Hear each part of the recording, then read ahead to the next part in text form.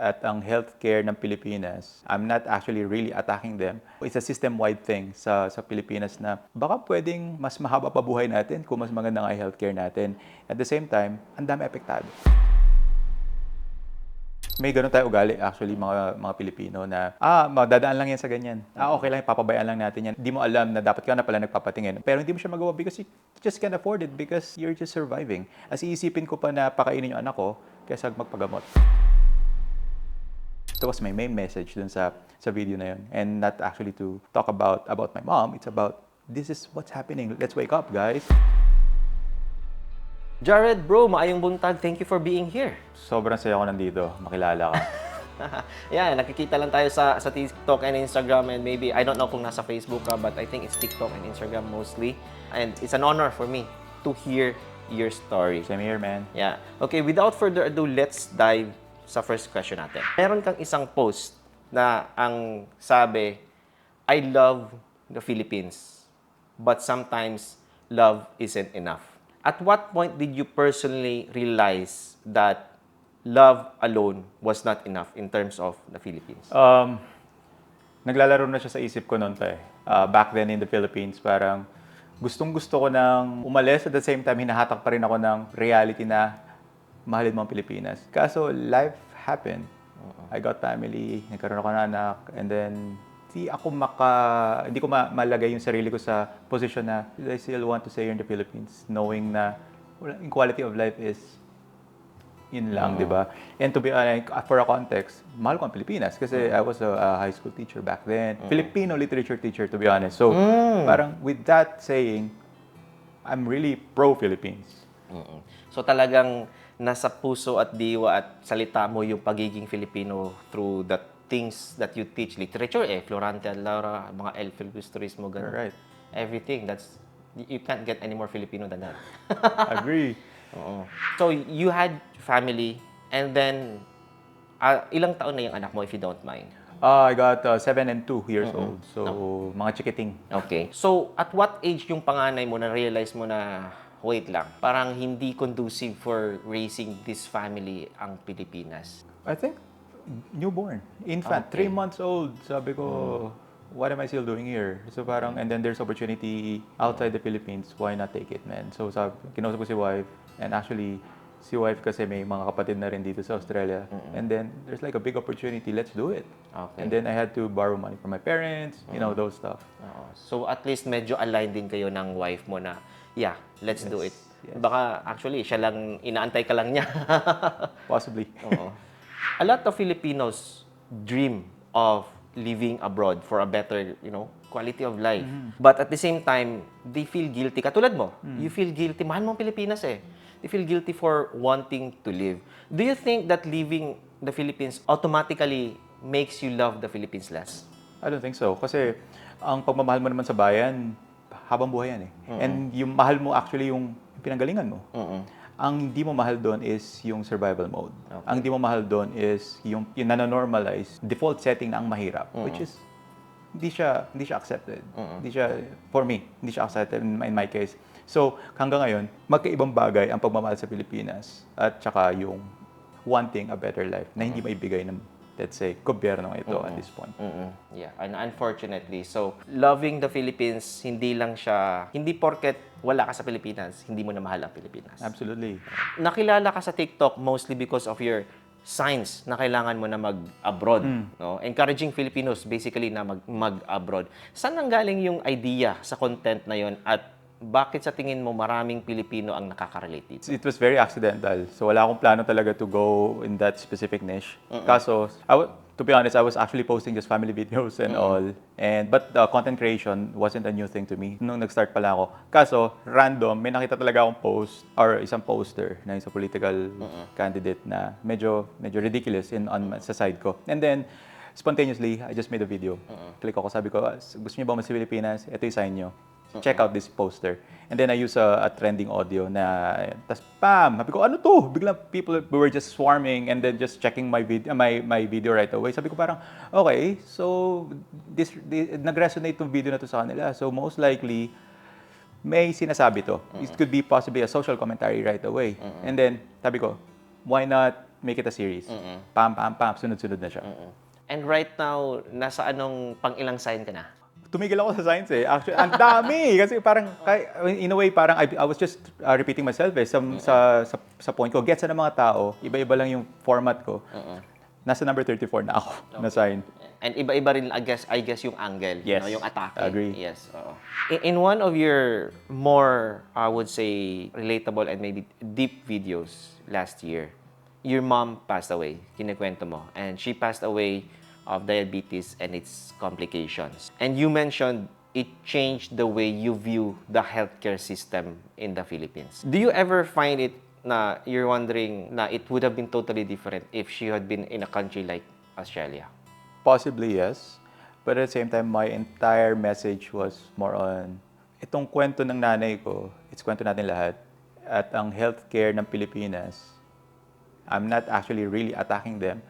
System to, it's a system-wide thing sa Pilipinas na baka pwedeng mas mahaba pa buhay natin kung mas maganda nga yung healthcare natin. At the same time, ang dami apektado. Hindi lang basta nanay ko. And I know for a fact na at the age of 20 pa lang, may mga nadadialysis na. My mom was 64 when she passed away. Pero ito, 20s pa lang. Bakit? It's probably because of our, di ba, regulation natin sa food. Regulation natin sa lahat ng sa fast food or anything na kinakain natin, ano yung mura at mahal in that case. Yeah.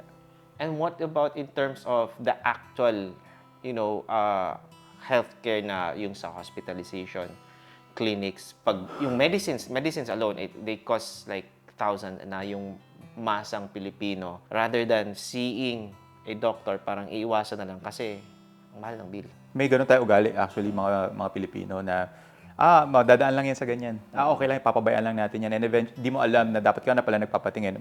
Pero hindi mo siya magawa because you just can't afford it because you're just surviving. As iisipin ko pa na pakainin yung anak ko kaysa magpagamot.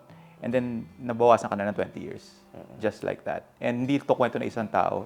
Kwento to ng maraming Pilipino. And that was my main message dun sa video na yun. And not actually to talk about my mom. It's about this is what's happening. Let's wake up, guys. Parang ganun. And how did people respond to that video? Very empathic. So, lahat sila nakarelate. Marami nag-agree. May mga nagtaas ng kilay, of course. Parang point is, at the end of the day, choice ng nanay mo and all. But again, babalik ko siya. Sino ba nagbibigay sa atin ng choice na to afford something or not? So, bumabalik tayo. Parang sa akin is everything is still political at the end of the day. Okay. If you were given the chance, kasi parang sabi mo, it's not just the healthcare, it's systemic, it's yung buong sistema. But if you had the chance to, figure out saan ba magsisimula?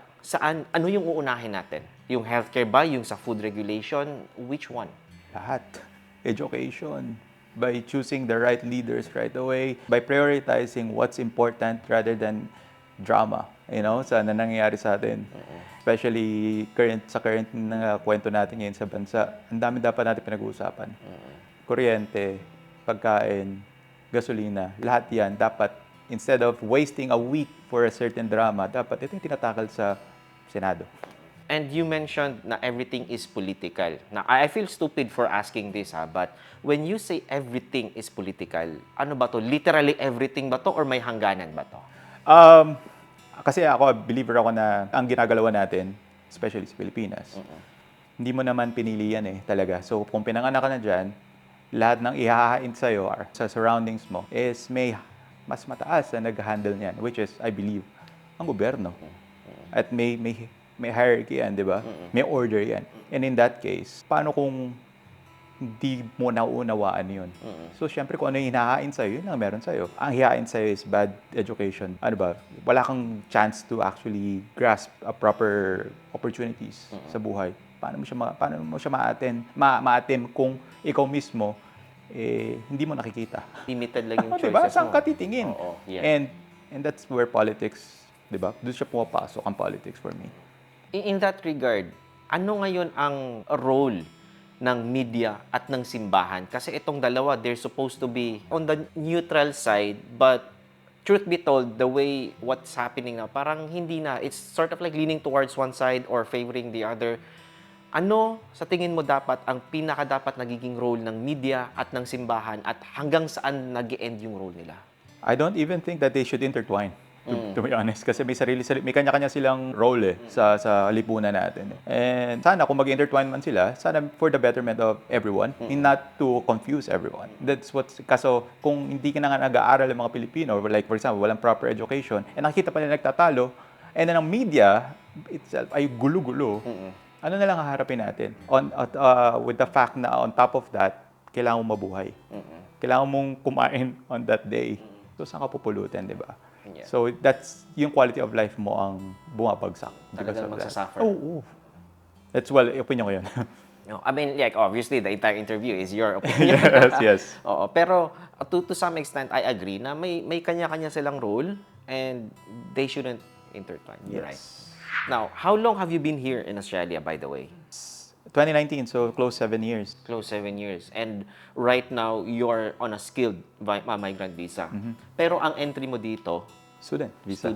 Student ka sa Pilipinas, student ka dito, but you were a teacher in the Philippines, no? If the Philippines, sabihin natin, all of a sudden, had better quality of life na may proper healthcare, yung education, kumaga, maayos na yung gobyerno. All of a sudden, would you consider going back to the Philippines for good? All of a sudden is the keyword there, actually. Yung phrase na yun. Kung all of a sudden, hindi siguro. Kasi at the same time, it will take centuries siguro to actually fix something like that. And wala sa lifetime natin yun. And to see another place offering quality of life para sa tao outside the Philippines, it's already a blessing for me. So para makita ko to, dito na ako. But at the same time, hindi ibig sabihin na hindi ko mahal ang Pilipinas. And with that, nag-iba yung pananaw ko sa Pilipinas. Baka nagkaroon pa ako ng panibagong, hindi awa or lungkot siguro sa nangyayari sa Pilipinas. And that's why I'm pushing sa medium ko ngayon, sa platform ko, I'm pushing actually na, hey, there's iba-iba pang world, hindi lang itong Pilipinas. Huwag tayo umikot sa mundo na to. Lalo na kung hindi naman binibigay yung pagkatao natin. Wala hindi natin nakukuha Kung ano yung deserve natin. Wala deserve. Yun yung word yan. Deserve, ginusto, parang pinili niya yan, parang ganun. But the status of the Philippines right now, hindi naman siya overnight na nangyari di ba? Hindi naman siya parang all of a sudden, ayan yung corruption. Hindi. It was a long process. Baka nga Prile pa Panahon pa ng Prile yan Panahon pa ng mga matagal Prile. na yan. Oo. You, being a literature teacher, alam mo yan. Yes. At what point sa tingin mo na parang we reached na a point of no return? Parang wala na. Kasi sabi mo, it's not going to be in our lifetime. Parang no return na talaga Pero hindi kasi ito overnight thing lang. So at what point sa tingin mo na wala na? The Philippines is doomed. Oh man. Ayoko talaga. May post ako actually, sinabi ko hindi na ako hopeful sa Pilipinas. But I was medyo bold yung statement na yon. Sige. Meron ako patak ng hope for the Philippines. Pero again, that's why tayo mga buhay ngayon, tayo rin nagtatanim nito para sa future. Pero I don't think kung maabutan, that's a big question mark sa akin. Okay. Big question mark so sa may pag-asa, it's not a question of if, but rather a when. Unfortunately, yung You're when. right. Exactly, man. Exactly. Kasi coming from, bumisita ako ng Vietnam, bumisita ako ng Thailand. Oh my God, this is just like Manila version 10 na maganda. Na pwede natin ma-achieve ito. Na-imagine ko, Pilipino yan na naglalakad, na may proper transportation. Diba? Yeah. Na wala na mamalimos sa tabi. So it can happen, but probably not in our lifetime. Most likely. Kailan yun? Walang magsisave na politician sa'yo at this point. Kahit sino yan. Kahit sino. Now, what can you say about other social media personalities out there na very, I would say, aggressive yung pagiging hopeful nila? Na parang they're really pushing na kaya natin to in the next 3 to 5 years, kaya natin to sa 2028. What can you say about them? Ginagawa nila kung ano yung trip nila. And wala akong masamang issue sa kanila. I actually follow some of them. Kasi nakikita ko yung sarili ko sa kanila 20 years ago. So in a way, parang yung idealism na yun nanggagaling yun sa kabataan. And habang tumatanda ka, you see the world even more and then you gain more wisdom and nakita mo na, lalo na pag nakita mo na lahat at same time, magbabago yung pananaw na yun. Pero hindi ko sila pinipigilan, masarap mangarap para sa bansa. Kahit ako, parang go ako dyan. Sinubukan ko nang pumunta sa lansangan dati para, di ba, para isigaw yung lahat yan. But I don't think at this point wala na ako sa ganyan. Pero hindi ako titigil pa rin na magbigay ng, I believe, edukasyon or pangarap pa rin para sa bansa. But again, walang superhero na politician na gagawa niyan. Sana lang may politiko, for me, opinion ko lang to, sana may politiko na kahit the bare minimum, ginagawa nila yung trabaho nila. Kung bakit sila hinalal. Yun lang. Yun na lang. So the way I think your answer is like yung mga social media personalities na yon, sila yung kumbaga Andres Bonifacio, and right now ikaw na lang yung Jose Rizal na Si Simone. si Simone. Exactly. Yeah. Bumalik para sa, lampara! Alam mo yun? Yeah. Yan. You mentioned, sana merong politiko na just bare minimum. And then, actually, coincidentally, isa sa mga post mo, sabi mo, paano pakiligin ang mga Pilipino, and it was basically just a poster of functioning basic government services. What can you say about the expectations of the Filipinos, current expectations of Filipinos from their government? I believe ang mga tao gusto pa rin na maayos. Kahit sino president pa yan, we always vote for them kasi inisip natin may kaayusan talaga. But at the same time, iba yung nangyayari sa reality, kahit sino presidente. For me, yung post ko ngayon na pagpapakilig, I'm just really pulling the standards up. Na parang, hey, ito yung dapat na hinihingi pa natin sa gobyerno. And then, don't be too comfortable sa normalcy na to ng government natin. Kasi we deserve more. Di ba? And living here in Australia for 7 years now, how did that affect the way you view yung basic government services sa Pilipinas? Considering na dito, oh my God, you see everything functioning properly. May sistema. Yun eh. May sistema, functioning system. How did that view the way you see your view about Philippines? Yung nabanggit ko kanina, parang medyo may lungkot na. May lungkot na sa nangyayari. In a way, gusto ko rin may paggising sa mga Pilipino na may magandang nangyayari rito. Hello. Alam ko, hindi naman lahat maka-afford makapag-abroad. And which is, kasi madalas dyan ako na-question eh, you're really pushing us to go abroad. Wala naman kami pera. And then that's why we need to ask, still political. Babalikan natin yan. Bakit walang panggastos dito? Bakit di natin tinatrabaho to? And sino dapat natin sisisit? Sino dapat natin questionin? So, nandun ako talaga. Do you think na a lot of Filipinos, especially OFWs, would not leave the Philippines at all or even think about it leaving if nandun yung kahit bare minimum sa Pilipinas? Again, kung nangyari to noong 60s, 70s, or even less pa na may bare minimum na tayo, ang mindset natin is progression. Di ba? Hindi tayo nag-iisip nagre-react lang palagi na, bakit yung ginawa to? Ba't mali to? May corrupt ka na naman. So, pataas, hindi pababa. Ngayon kasi parang pababa na pababa. Ang gusto lang natin, pwedeng nasa level tayo. Ganun nangyayari. And that's really sad. That's really sad. Diba? Kasi parang ngayon yung going abroad is, well, it's like it has always been that way ever since before pa tayo pinanganak na going abroad is no longer just an option but a necessity. Yeah. Agree. Realistically speaking, we've been talking about government services, we've been talking about less corruption, quality of life, but realistically speaking, ano yung at the very least na kailangan magbago for Filipinos to consider moving back to the Philippines for good? Moving back for good. Wow. Long shot ba? Para siyang kasi marami akong kilalang OFW na nagsasabi na kahit batuhin mo sila ng 50 million, hindi sila uwi ng Pilipinas. Right. And that says a lot. I think hindi siya about money. It's really about paano ka tatratuhin bilang tao. Okay. Doon lang talaga. Kasi at the end of the day, hindi na siya about sa paganda ng kotse.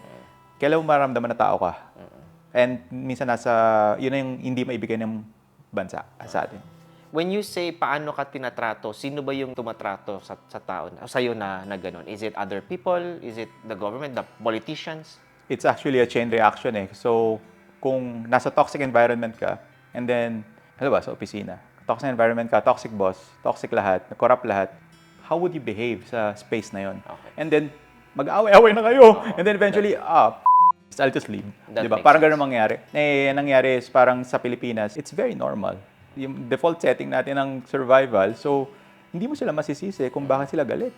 hindi mo sila masisisi kung bakit, okay lang yan, ito na lang. Di ba? Sasambahin na lang natin tong si barangay captain kasi ito lang yung makakapitan natin at this point. And that's mediocrity as well. And that also makes sense and explains why a lot of people are fighting. Kasi yung isa, iba yung pinagdadaanan niya. Yung isa, naniniwala, hindi, okay na to, basta ganito lang.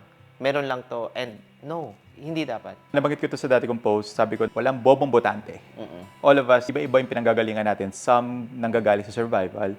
Iba gusto ng bigger picture. Progression, idealism. Iba yung boboto mo. Iba yung nagka-campaign for that eh. Yep. And yun na nagkakos ng away. And then, kasi hindi nasosolusyonan, ano ba talaga yung kailangan at this point ng bayan? Di ba? Yun ang bigger question eh. Ano ba yung kailangan? Just a proper functioning government. A functioning system Functioning na system. really works for everyone. Oh, everyone, yes. Oh, man. Sobrang passionate ko rito, but nalulungkot lang ako at the same time. You're very passionate pero parang at the same time it's deflating. Alam mo yun? Yes. Kasi as an individual, you can only do so much. Ito lang yung you need a whole movement to change Exactly. the system. Kaya hindi ko pinipigilan sina yung mga social media, mga nagpo-push na, sige, dali natin sa lansangan. That's very good. That's very, very good. Pero take note of those who are actually surviving lang ngayon. Pupunta ba sila sa lansangan? Hindi nga makakain yun eh. Saan nila pupulutin pagkain nila? Magkano ba bigas? May trabaho ba sila? May sakit yan. Saan, di ba? Walang ganun. So I'm not stopping them. Pero again, it's not overnight thing. It's not an overnight thing. Not in anyone's lifetime at this point. Wala.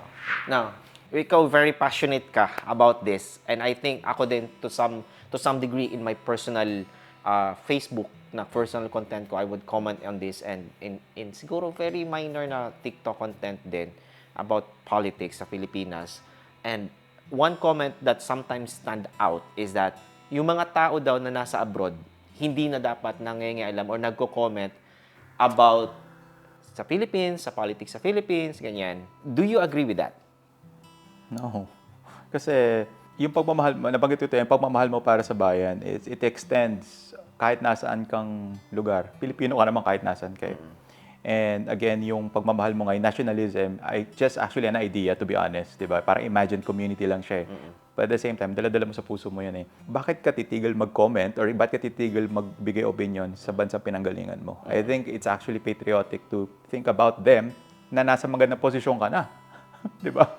And I totally agree. And that's what something I would comment as well. Sinasabi ko na kung ano yung nararamdaman na tinatamasa ko ngayon, gusto ko rin na maramdaman nyo. And sometimes people don't see that, the bigger picture, what we're trying to push. Now, you've been here for 7 years. Meron bang point na feel mo na you're really proud you're Filipino while being here? Dami. Okay, tell us one experience that really stood out. Siguro mga trabaho na binibigay. Okay. Sabi ko parang yung trabaho na mahirap for them, just a normal day in the Philippines, man.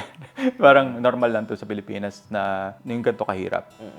Mangyak-yak na sila sa certain na task. Sa atin, kailangan pa mag-commute. Sa atin, kailangan pang igapang lahat just to get there. And only kakatiting lang suswelduhin mo. Ito ang laki suswelduhin mo. Mahirapan ka saglit, okay lang yun. Eh sa kanila parang, di ba, iba eh. Sa akin, sabi ko, tama si Bamboo. Yung Pinoy ako. May agimat ang dugo ko talaga rito. Kahit saan ako dalhin. And nakikita ko yun sa ibang Pilipino as well. Na katrabaho ko. Sabi ko parang, ba't nahihirapan dun eh? Easy task lang to kasi, sabi ko, Pinoy kasi tayo eh. We were raised in hell. Yes. Tama eh. Hard mode tayo eh. Hard mode tayo, Kung hard mode exactly. ka, Oo. di ba, parang you're built different. So, pamula pag panganak sa'yo, all the way growing up, hard mode na, tapos pagdating mo ngayon sa abroad, mani. Sisiw lang Sisiw. yan. Ayun. Do you think Filipinos abroad are actually sort of like healing from the things na na-experience nila sa Pilipinas growing up? Like corruption, yung kakakulangan ng sistema, ganun. Well, some, siguro, healing. Pero iba, nagiging arrogante. Yun ang pinagkaiba eh. Okay. Pag naging arrogante, kasi hindi naman lahat ng Pilipino pare-pareho gali. Siguro that's their way of healing. Pero for me, ang healing kasi, may reflection na nangyayari. Kung wala reflection and nakita mo lang na, okay, patapos na kami dyan sa Pilipinas, dito naman kami, magpapayaman na kami dito. It's a different angle to think of it. Pero siguro, some of them, lalo na in the recent years, and then they found a greener pasture dito sa abroad, healing siguro yun. At what point nagiging arrogante yung pag-share mo na healing mo ito, sige, healing mo ito. At what point siya na nagiging arrogante? Arrogante for me kasi parang nawawala yung care mo sa kung saan ka nang galing. Parang, tapos hinihila mo lang pababa rin yung kapwa mo and iniisip mo lang yung sarili mo palagi. And that's very un-Filipino para sa akin kasi ang Pinoy is hospitable tayo eh. And kung hindi mo siya maipakita sa abroad, I mean, hindi mo siya maipakita at all, I don't think pusong Pinoy ka pa rin, di ba? At the end of the day. Now, you were a Filipino teacher sa Pilipinas. How did that affect how you view moving here? Oh. And eventually yung naging view mo sa Pilipinas? Kasi it's a kumaga, nagba-bounce back eh.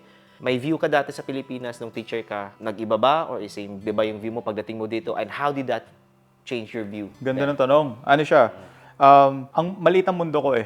Sa Manila, sa Pilipinas before, na parang iniisip ko, ito na to, and then I'm gonna, very idealistic, bata ka pa. And then, nung tumalon ako rin, nakita ko to, sabi ko, tuldok lang pala talaga yung Manila. And then, tuldok lang yung Pilipinas, to be honest. And ang dami pa magagandang bagay abroad na hindi maibigay ng bansa. So, doon nagbago yung mindset ko. Nakita ko na I was pro-Philippines, pero at the same time, pagdating ko rito, I was even more pro-Philippines. Kasi nga, akala ko aayawan ko ng Pilipinas. Hindi eh. Mas mahal ko ngayon ng Pilipinas. Pero nakatingin ako coming from here sa ibang bansa na parang may lungkot at nagkaroon ako ng bagong empathy sa Pilipinas na how can we make Philippines like this kung nasan ako ngayon.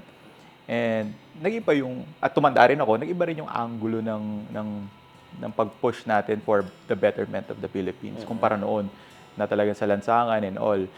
But at the same time, I'm not stopping those people as well kasi hope yun eh. And hope is good kahit saang angulo ako tumingin. And at some point in your life, parang dun ka rin nanggaling. Yes. Ganun ka rin dati eh. You were hopeful as well. You have kids now. You have a 7-year-old, you have a 2-year-old. Would you rather raise them in the Philippines with really strong Filipino culture or would you rather raise them here? I can still raise them here ng may Filipino culture. Okay. So kahit saan yan, pwede ko silang dalhin. Lalo na sa akin naman na hindi naman sa akin nawala yung pagiging Pinoy talaga. Me and my wife are really big on that na parang nag-i-English sila pero Pilipino pa rin tayo sa bahay. And kumakain pa rin kami ng kanin. Nag-enjoy pa rin kami ng adobo. Lahat yan. Tapos kinukwentuhan ko pa rin sila ng kwento natin sa bayan kung ano yung nangyari sa atin doon. And hindi ko tinatanggal sa kanila yon. So for me, kahit nasan tayo, you can still bring that culture with you. How do your kids react whenever you share stories about life back home? May pinapakita akong picture sa kanila. One time yung anak ko si Rico, pinakita ko sa kanya picture nung baha. Nagbaha recently sa Pilipinas. Tapos sabi niya na, Dad, bakit sila nagbabaha? Di ba? Why is it happening in the Philippines? Sabi ko, kasi because of this. Sabi niya, they don't deserve that. Na parang sa akin, oh my God. Itong batang to may awareness na parang, kasi ano ba deserve na tao? Ang deserve natin is maayos. Bakit nangyayari ito? And some people just die because of, greed ng ibang tao. And you mentioned din na nag-i-English sa labas pero nagtatagalog kayo sa bahay or amongst yourselves, nagtatagalog kayo. Is that, Hindi pa sila marunong mag-Tagalog pero nakakaintindi sila. Hindi kami purely English na sa bahay talaga. So, lalo kami ni wife, Filipino kami, minsan Bisaya pa. So, kasi it's a very common challenge for everyone na not just siguro yung mga migrants but also yung mga lumaki na dito, second generation ng migrants na Filipinos eventually losing their language, their Filipino-ness, yung language nila mismo. What can you say about this? It's inevitable na ganon, pero you still have a choice na hindi mangyari yon. Kung ikaw mismo sa sarili mo, you know kung saan ka nanggaling at kung sino ka. Kasi for me, Pinoy, brown skin, brown ka talaga. Kahit putol-putulin niya katawan mo, puso mo, Pilipino ka. And it's very beautiful bilang Pilipino, di ba? Kung may mga anak ka naman na magmamana nun, turo mo sa kanila kung saan sila nanggaling. Turo mo sa kanila kung sino ka. Kasi kapag pinakita mo kung anong Pilipinas, you're also telling them who you are as their parent. Yun yung identity mo eh. Yes. Oo. What can you say then to parents who deliberately say, hindi niya kailangan matuto ng Tagalog, okay na yung English? Malungkot yun. Malungkot for me pakinggan yun. That's their choice, pero hindi ko sila mapipigilan doon. And hopefully, sana magising or mamulat yung mga bata na yun na parang magtanong din, why are we different. Di ba? So, yun. Bakit hindi tayo nagtatagalog? Why do we speak Oh, Tagalog? yeah, di ba? Bakit? What language is that? And then, with that seed na tatanim, ikaw na yun. Responsibility mo yun as a parent. Ito medyo hot topic, no? Ay talagang conversation starter ito. And a lot of Filipinos sabihin na, madiskarte ang Pilipino. And sasabihin na, diskarte lang yan. When it comes to hardship, when it comes to challenges sa Pilipinas, do you think struggling and resilience is overly romanticized sa Philippines? Of course, lalo na ngayon na may tinatawag tayong toxic resilience ba yun? O Toxic positivity. positivity na parang point is naka-default mode ka sa Pilipinas to be madiskarte kasi hindi mo nakukuha, hindi available yung dapat na meron ka. And that's why na-create yung trait na yon. And eventually, hindi naman siya palaging nagdudulot na maganda eh. Minsan hindi rin maganda yung kinalalabasan nun. And ang pinakamasakit niya, dinadala yun abroad. Okay. And dun na lumalabas yung pangit na ugali ng Pinoy na because of that certain trait na hindi ko masisisi ang Pilipino at the same time kasi nanggaling naman din tayo dun sa walang available. And it's very romanticized na ayoko siya sabing resilience, pwede sabing grit siguro. Okay. Pero iba ang grit eh, iba. It's a totally different topic but at the same time, ayokong itatak lang natin na resilient tayo dahil doon, dahil sa hirap natin sa Pilipinas. Pwede natin gamitin yun in a good way. Pero unfortunately, yung pagiging madiskarte na yan, tsaka yung grit na yan, nadadala abroad, and it turns not into something not necessarily good. Is that what you're saying? Daming kwentong Pilipino ganyan. Daming kwentong Pilipino na way mahihiya ka eh. Kasi pagdating sa abroad, dude, bakit mo dala-dala yung ugaling yan? Ba't may ganun? Ba't dala-dala mo yung ugaling yan? Why can't we behave in a certain way na nasa abroad, kung nasa Pilipinas ka, bakit hindi natin ginagawang maging mabuti pala sa Pilipinas? Bakit kailangan pagdating mo sa abroad, doon ka pala magbabago ng ugali, di ba? Yeah, that's true. That's true. What is one harsh truth about living in the Philippines that Filipinos in the Philippines don't like to admit or fail to admit? Na probably there's a better place outside the Philippines. For me, there's a better life outside the Philippines. Masakit siya pakinggan. There's always a better life outside or at least siguro may iba pang buhay sa labas ng bansa. But what about those ones na hindi nila afford na mag-abroad? Ano yung kaya nilang gawin? Oh, that's a very tough one kasi to be honest, yung idea mismo ng pag-alis, ng pag-migrate is something na it involves some pera as well, di ba? And yung reality ng mismo paghanap nun, you have to start from the bottom kung gusto mo talaga. Yan yung idea na yan. And apparently, marami Pilipino ang hindi talaga umaabot sa idea of leaving the country. Kasi nga, saan sila kukuha ng pagkain in the first place? So, saan sila kakapit? Government. So, babalik na naman tayo doon. Still, like you said, Everything's political. Yes. Ito we're towards the end of our interview. I want your honest advice. Although I think, alam ko na yung isasagot mo. But for a young Filipino who's currently deciding between staying or leaving, Philippines, mag-migrate ba or mag-continue sa Philippines, what advice would you give to them?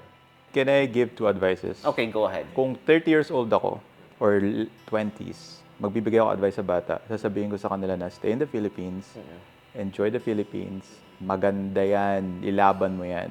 May dignidad kayo, tumayo ka dyan, bumoto ka ng tama and all. Beautiful. 40 na ako, naranasan ko na both worlds. Ang advice ko is humanap ka ng skills, mag-ipon ka ng skills, and eventually, check the country. Tingnan mo for yourself, reflect. Tingnan mo kung maibibigay ba nito yung hinihingi ko. Kung hindi, leave. Just leave. And then, Yung buhay na deserve ko. yes, tinatrato ka ba ng bansan to bilang tao? Or palagay mo, in the coming years, tatratuhin ka nito bilang tao? If not, just leave. Find a way to go. Find a way kasi there's a better life outside the Philippines. And unfortunately, yung Better Philippines, idea ng Better Philippines, parang ang labo niya mangyari in our lifetime. Malabo. And for siguro mga content creators or educators, kung sino man yan, I think yung mga adults, best thing na to actually do right now, magtanim talaga ng education sa mga bata na hindi lang, don't just stop here. Mag-isip ka and try to reflect kasi hindi mo alam kung ano yung pwede i-offer sa'yo ng ibang bansa. beyond your expectations. What can you say, ito pahabol ko lang what can you say then to yung mga nagko-comment na, and other Filipinos who abroad, in the Philippines, who say na masyado nyong niro-romanticize yung buhay sa ibang bansa. Mahirap din naman dyan eh. What can you say? Choose your hell. Choose your hell. Linya ko yan. Choose your hell. Pili ka na hell mo. Hell yan both. Pero kung pipili ka na hell, doon ka na sa dolyar. Doon ka na sa kumikita. Just be practical. Kasi at the end of the day, kailangan natin mag-survive. May exploitation kahit saan. Kahit saan ka pumunta. I think binigit ko to sa ano ko. Pero ito ang gusto kong hirap. And yung hirap na to is pick up a lit.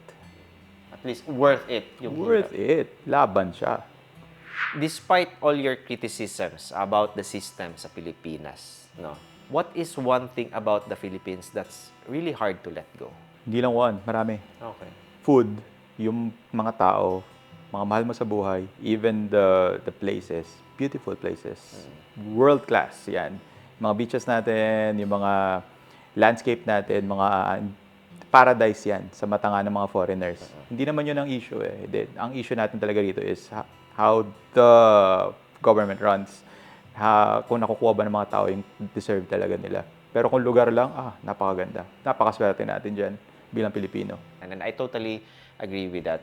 Well, thank you so much, Jared, bro. Thank you so much. Daghang salamat. Thank you for your insights. Ang dami naming, na natutunan. And like you said, choose your hell. Yung pinakamagandang narinig ko siguro ngayong araw. Well, that is it for now, guys. If you found value in videos like this, make sure to follow us on our Facebook and subscribe to our YouTube channel. My name is Icon, and this is the Pinoy Expat. See ya!